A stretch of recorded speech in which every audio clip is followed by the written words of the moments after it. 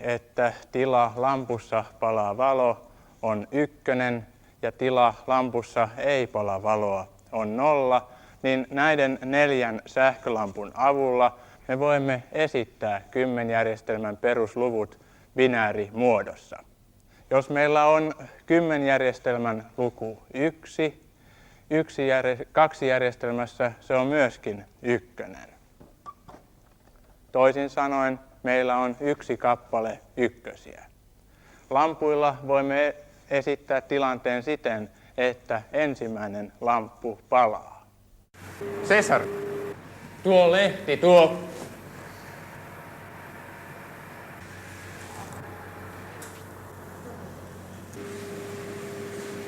Äskeisessä esimerkissämme ystävämme Cesar totteli, koska se ymmärsi niitä käskyjä, joita sille annettiin.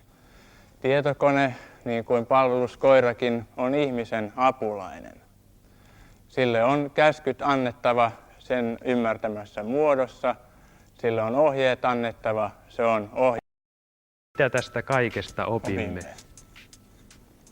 Ennen tätä ohjelmaa ehkä ajattelitte, että tietokone on jotain mystistä, jopa pyhää.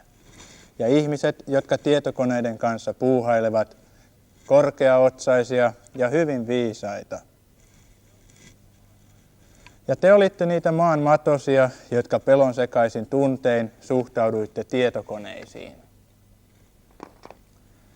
Nyt näette, että tietokone onkin vain eräs ihmisen työkaluista.